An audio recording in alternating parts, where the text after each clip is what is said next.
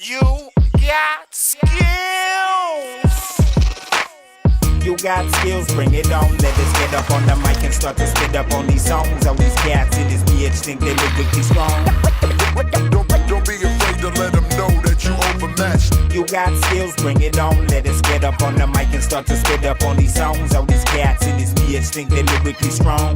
Don't be afraid to let them know that you overmatched. I'm that lyricist, doc. What I done changed sound. I put that tingle in your ear to make you freaking go wild. In your teens, friendship is something different than before. Back then, everyone could play with everyone else. It was simple. But now you have to fit in, look like others, and be with the right people. Bullying starts occurring. Uncertainty grows, and you struggle with who you are and how to act. You got skills, bring it on. Let us get up on the mic and start to spit up on these songs. All these cats in this bitch think they lyrically strong. Don't be afraid to let them know that you overmatched. I see too many victims, not enough opponents. Most teenagers are quite different compared to when they were children. It's well known that before adolescence, children tend to be influenced very much by their families, by their parents, whereas after puberty, adolescents pay more attention to what their peers think of them and try to impress their friends more than their parents. Tonåringar är mer känsliga än vad vuxna är för vad andra människor tycker. Det kan väcka väldigt starka känslor att inte känna sig som en del i gruppen. Och det är klart att alla de här sociala medierna som ungdomar är uppkopplade på idag kan vara en riskfaktor. För det kan vara subtila former av uteslutningsmekanismer eller mobbning och sådär som förekommer där. Och det blir också så att idealen förändras via sociala medier. Till exempel krav på hur man ska se ut eller hur framgångsrik man ska bli eller på vilket sätt man ska lyckas. De kraven på något sätt skruvas upp och tonåringen jämför sig plötsligt med de här som har varit enormt lyckosamma istället för att jämföra sig med alla andra där ute. Jag tror mer att det handlar om till exempel vad bloggare skickar för intryck och vad de tycker att man ska klä sig i och hur tjock och smal man får vara än vad liksom så här reklam och media handlar om. För jag tror att de flesta ungdomar har nog börjat leva sina liv mer och mer på bloggar snarare än i att läsa Aftonbladet eller sådär och kolla på tv. Så att det är väl snarare att man tar in intryck från dem man ser upp till och de har ju ett jättestort ansvar. The evolutionary explanation of this is that the teenage years are a time when it becomes really important to develop independence from your parents and to establish yourself in the society that you will end up being an adult in, so amongst your peers. And actually teenagers, can become really quite passionate about things like beliefs and also of course things like, what music they're into, what clothes they wear, what type of person they are, like, whether they're a goth or a punk or whatever it might be. This is something that happens normally in the teenage years. What is new is how much we understand about why this is the case. So this is really, really important. Our increased knowledge of the brain is largely based on new technologies.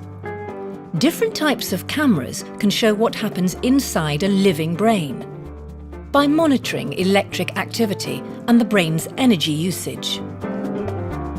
It's almost like taking movies of how the teenage brain is active, how it works.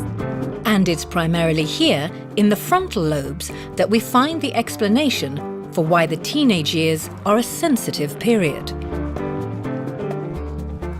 The prefrontal cortex is a very interesting brain region, responsible for things like decision-making, planning, thinking about the future, the long-term future consequences of your actions, inhibiting inappropriate responses, self-awareness, and understanding other people.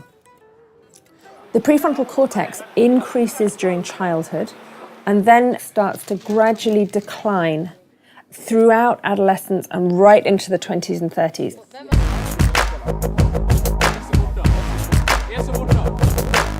Oddly enough, the number of brain cells decreases during the teen years, in a kind of maturing process within the growing brain. Maturation starts from behind, so the frontal lobes, where wise decisions are made, is unfortunately the last part to mature. That decline in grey matter volume is really important because it's thought to be due to the pruning of excess connections between brain cells.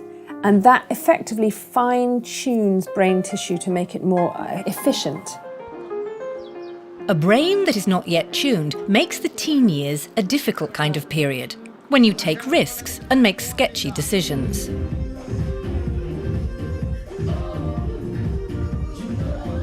You struggle with yourself and others.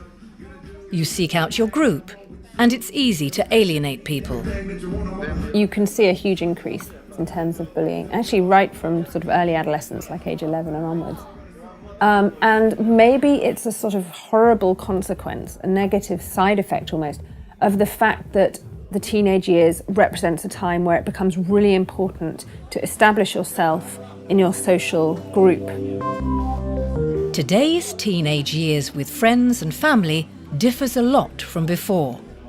Not least because so much of social life is conducted on computers and phones, instead of real-world interaction. Every time a new technology has been introduced, adults have said that it's going to damage adolescence in some way. I mean, they said it about television, they said it about rock and roll. It's almost like part of human nature to worry about new technologies and how they're influencing the next generation. They said it about comic books, too. That's not quite a technology, but it's the same sort of corrupting influence. When you're spending hours on Facebook or Twitter or whatever, you are doing social interaction. It's not face-to-face, but it is social interaction. I think the next thing to think about is, what are they not doing because they're spending so much time doing these things? That's more my concern. I mean, we know that they're not exercising. And we have an obesity epidemic among adolescents. They're not reading. They're not doing other things that might develop other kinds of skills.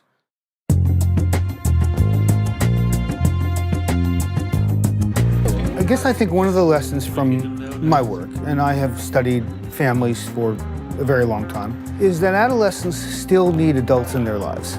And even though they may push adults away a little bit, adults really need to hang in there and to stay involved.